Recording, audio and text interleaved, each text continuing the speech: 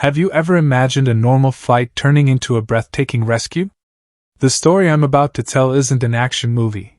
It's a real event that happened in the air, where silence was the loudest cry for help. A flight from Chicago to Las Vegas seemed like any other, until a perceptive flight attendant recognized a silent distress signal. Alex Carter, his polished shoes squeaking softly on the narrow carpet, moved swiftly down the aisle of the Boeing 737. At 29, Alex was a seasoned flight attendant with thousands of hours in the air. He was known for his warm demeanor and sharp observational skills. Calming a crying baby or handling a demanding business traveler, he could do it all with ease. This flight from Chicago to Las Vegas was like any other. At least, it seemed that way at first. Passengers settled into their seats, some excited, some tired. Nothing out of the ordinary. But as Alex helped an elderly woman stow her oversized bag, his keen gaze caught something unusual. A teenage girl, in row 15, right by the window. Emily Wong, 16 years old, sat stiffly, her long black hair falling like a curtain, obscuring her face. Beside her was a middle-aged man, around 40, sitting with a possessive air. According to the passenger manifest, his name was Nathan Cross. He wore expensive sunglasses, even inside the dimly lit cabin, and his hand rested on Emily's arm a little too firmly. To anyone else, Nathan might have seemed like an uncle traveling with his niece. But something felt off, unsettling Alex. A faint tension in the girl's posture, the way her eyes darted around nervously, as if searching for an escape. Maybe I'm just imagining things, Alex told himself, but his gut feeling told him something wasn't right. An hour after takeoff, Alex returned to the aisle, pushing the beverage cart. He approached row 15 with a practiced smile. "Can I get you something to drink?"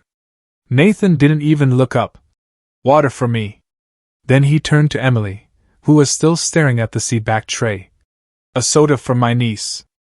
Emily flinched at the word. "Niece." Her fingers trembled as she reached out to accept the can. And then it happened. As her hand brushed against Alex's, Emily made a subtle motion. Her thumb curled into her palm, her other fingers closing around it. A chill ran down Alex's spine. It was the signal. The one he'd learned during the airline's recent training on human trafficking, a silent cry for help. Alex's heart pounded. It can't be. Could it be, he thought. He had to be sure. Misreading the situation could lead to disastrous consequences. "Everything okay?" Alex asked softly, his voice low enough that Nathan couldn't hear. Emily's lips trembled, but she gave the faintest nod. That was all he needed.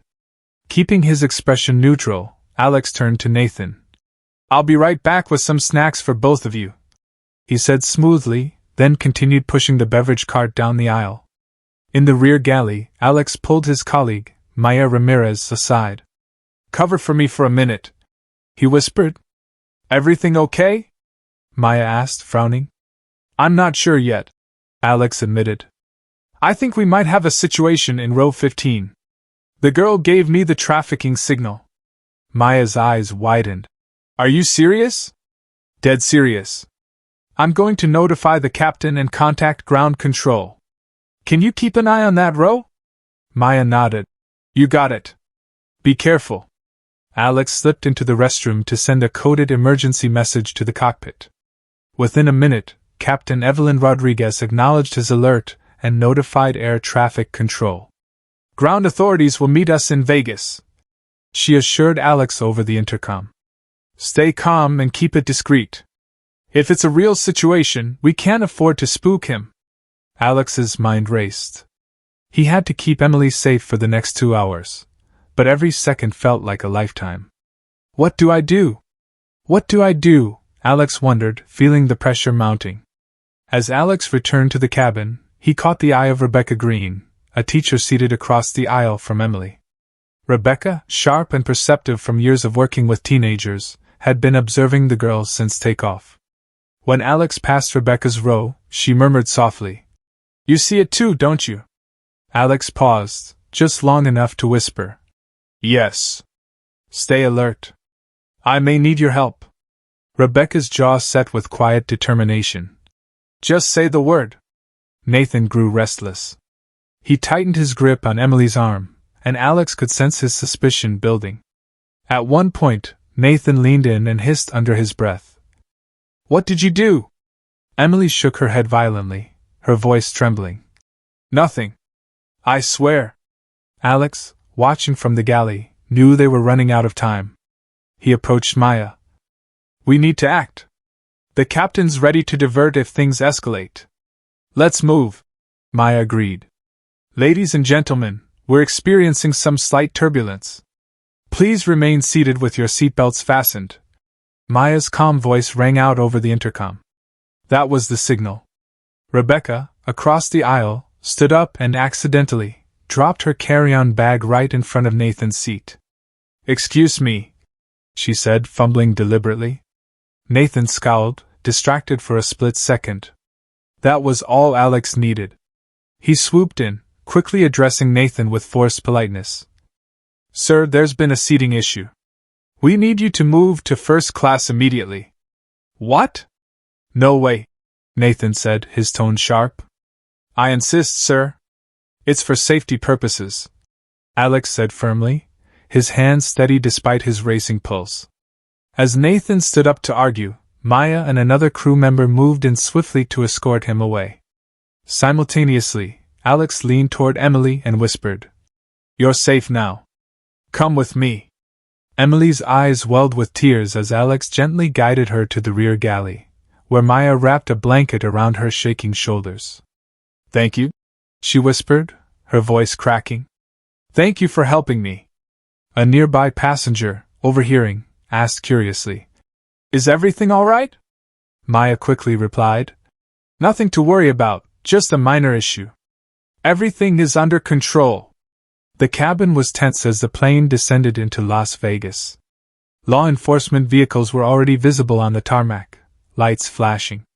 Passengers murmured anxiously as police officers boarded the plane moments after landing.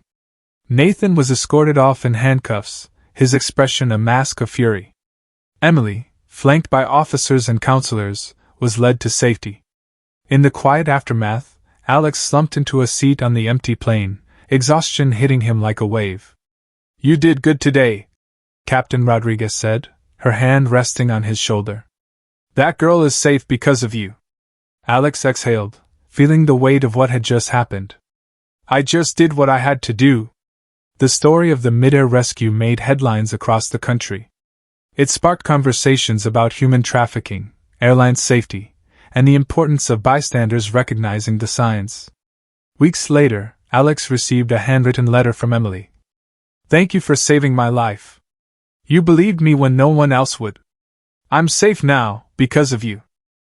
Those words stayed with him, a reminder of the difference one moment of awareness could make. In the months that followed, Alex worked with anti-trafficking organizations to train flight crews on recognizing the signs of exploitation. Rebecca spoke at schools across the country, sharing the importance of vigilance and courage. And Emily, now safe with her family, became an advocate, using her voice to help others. Together, their actions sparked a ripple effect, saving countless lives. As Alex boarded another flight months later, he looked around the cabin with new eyes. Every seat holds a story, he thought. And sometimes, all it takes to change that story is the courage to act.